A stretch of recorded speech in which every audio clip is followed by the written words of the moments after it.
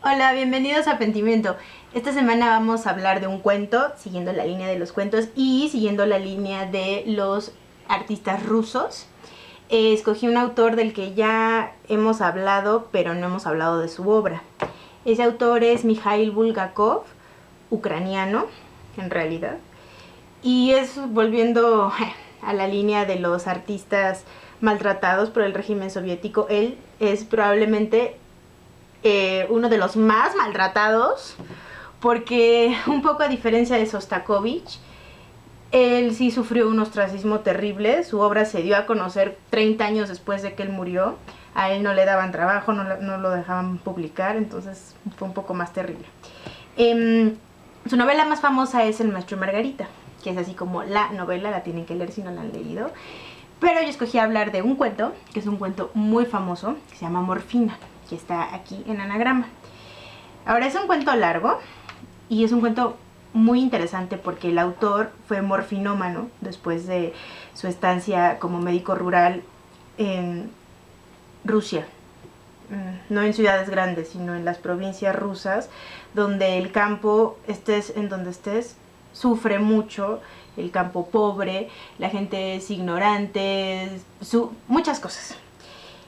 Bulgakov era médico. Recuerden lo que siempre hemos dicho aquí, los médicos tienen una gran estrella para ser escritores. Ahora, este cuento está narrado en primera persona por un médico que acaba de regresar de una estancia en un, ni siquiera pueblito, en una cosititititita, como de 10 habitantes, perdido en la estepa. Ese médico se llama el doctor Baumgart. Ahora, él regresa a una ciudad más o menos grande, no es Moscú ni San Petersburgo, pero digamos que hay más civilización, él mismo lo dice. Entonces está muy feliz porque por primera vez en mucho tiempo va a poder dormir tranquilo, sin que vayan y le toquen en la ventana a cualquier hora, para que vaya a alguna parte del pueblo a atender un parto, a atender tifus, a atender todo, porque él era el único médico del lugar. Entonces podía atender desde un parto hasta una hemorragia, cualquier cosa. Y por primera vez se siente tranquilo, porque solamente se va a dedicar a los niños, porque es pediatra. Entonces es un hospital grande, es un hospital que tiene todo, hay varios médicos, entonces se siente muy feliz. Empieza a leer a Fenimore Cooper y se siente como los personajes de Fenimore Cooper. Y de repente un día le llega una carta de un colega suyo que estudiaron juntos en la universidad. Es igual de joven que él, los dos tienen menos de 30 años. Y ese médico está ahora donde él estaba. Ese médico se llama el doctor Polyakov. La carta del doctor Polyakov es realmente desesperada porque le pide, le ruega, le implora que vaya al pueblo a buscarlo porque lo necesita, porque está enfermo. Pero no le dice de qué, solo le dice que le urge verlo, que vaya a verlo, por favor. Entonces el doctor Baumgart pues, dice de que estar enfermo, o sea, porque la carta es realmente muy desesperada, muy implorante. Y él piensa, bueno, a lo mejor le dio tifus, a lo mejor le duele el estómago, no sé, piensa muchas cosas. Y recuerda cómo eran de estudiantes y dice, bueno, pero es que era muy centrado, muy tranquilo, es muy joven, no puede ser cáncer, piensa muchas cosas. Y esa misma noche lo despiertan porque está de guardia, le dicen que es el doctor Polyakov, el que acaba de llegar, muriéndose. Sale, ve a la que era antes su ayudante del doctor Baumgart, que es más que una ayudante, una comadrona que le ayudaba en los partos, y ve al doctor Polyakov que se está muriendo porque intenta suicidarse. Y es una cosa terrible. Y sí, se muere en sus brazos. Pero antes le entrega un diario, su diario. Esta historia ocurre entre 1917 y 1918. O sea, ya había un nuevo gobierno en Rusia. Ya no era la Rusia zarista, ya era el buen gobierno. Entonces, no habla mucho de eso, pero tenemos que tenerlo en cuenta por las condiciones que empieza a haber en los hospitales. Cuando abre el diario y lo empieza a revisar, descubre que el doctor Polyakov era adicto a la morfina.